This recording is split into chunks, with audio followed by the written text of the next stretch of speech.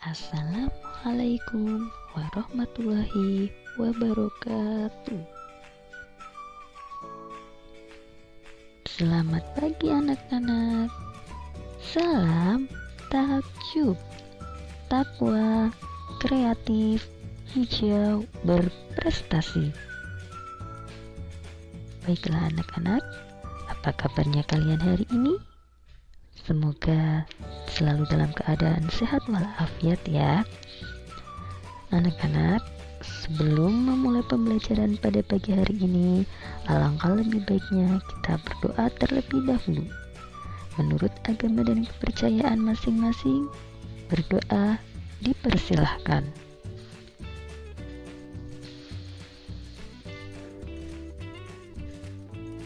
Berdoa selesai.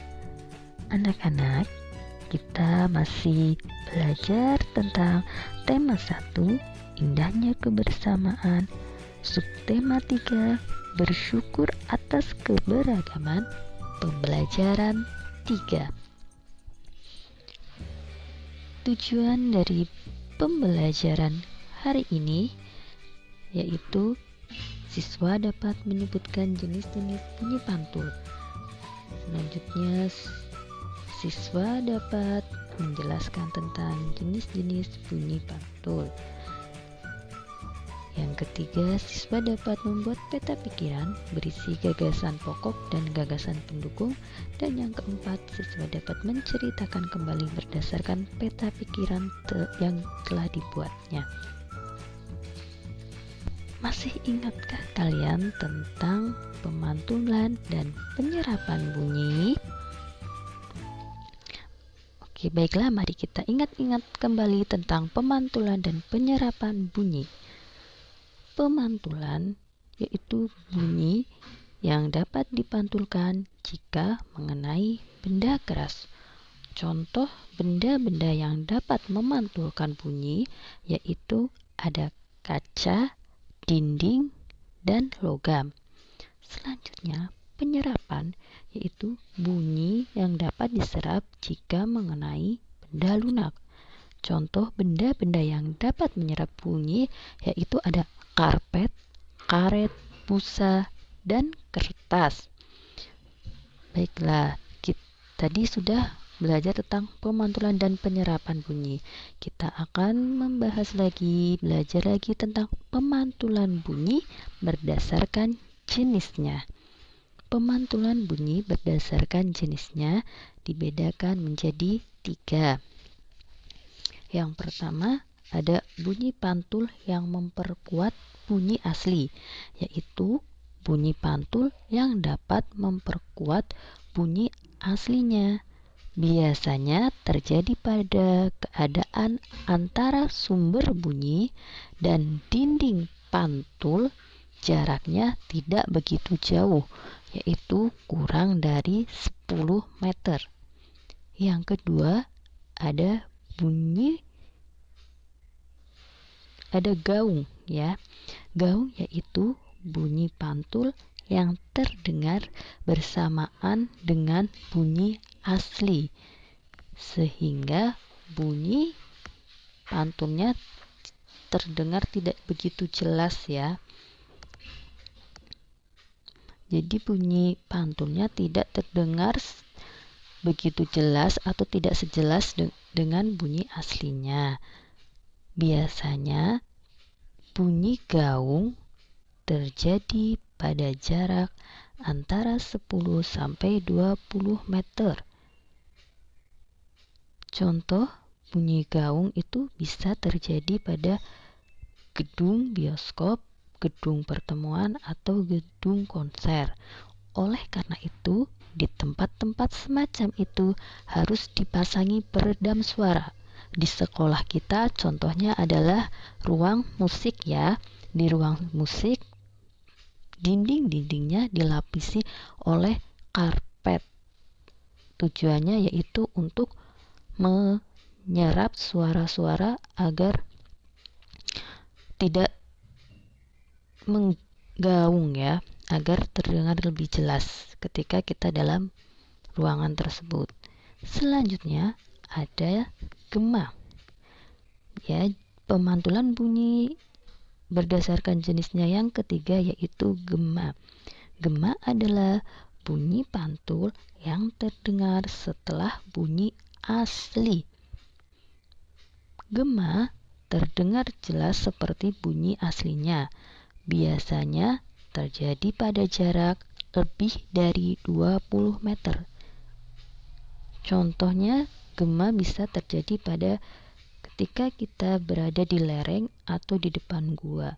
Kemudian kita berteriak atau bersuara, maka suara kita akan menggema atau suara kita terlihat menjadi dua. Seperti itu ya. Nanti bisa kalian praktekkan ketika kalian berada di lapangan atau lereng bukit, kemudian suaranya seperti apa ya. Oke, kita sudah belajar IPA.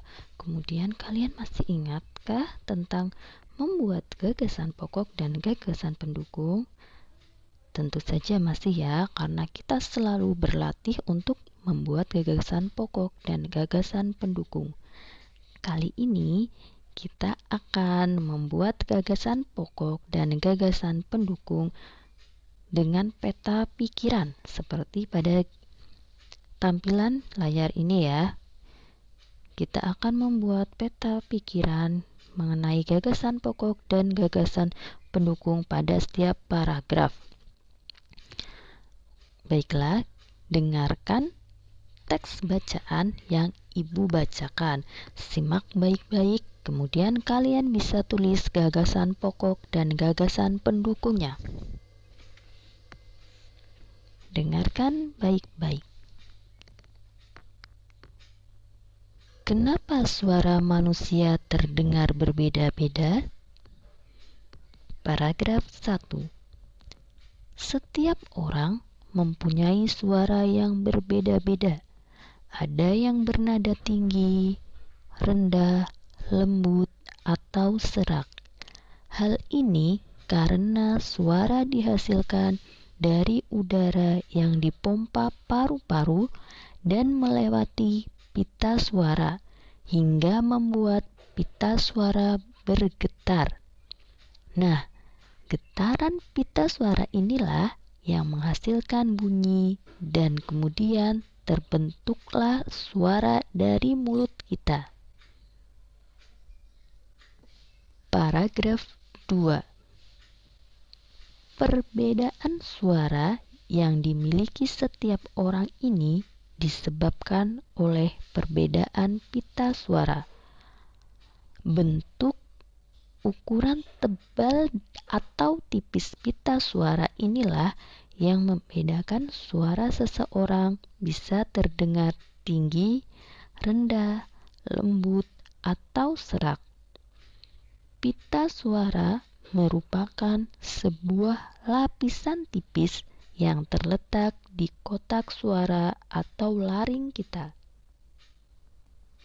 Pita suara akan menutup dan bergetar pada saat kita berbicara.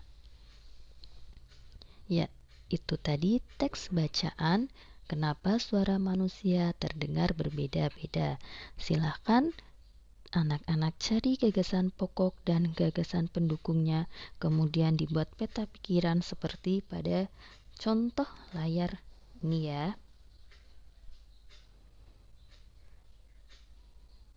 Untuk tugasnya, silahkan tuliskan benda-benda yang dapat memantulkan dan menyerap bunyi.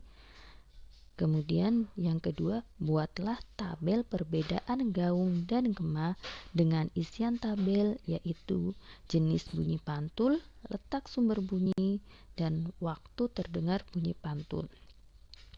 Untuk tugasnya nanti silahkan dikirim pada Google Classroom. Baiklah, sekian pembelajaran pada pagi hari ini. Tetap semangat, jaga kesehatan, jaga kekompakan, jaga kebersihan. Jangan lupa makan makanan yang bergizi dan sehat. Baiklah anak-anak, cukup sekian. Terima kasih. Wassalamualaikum warahmatullahi wabarakatuh.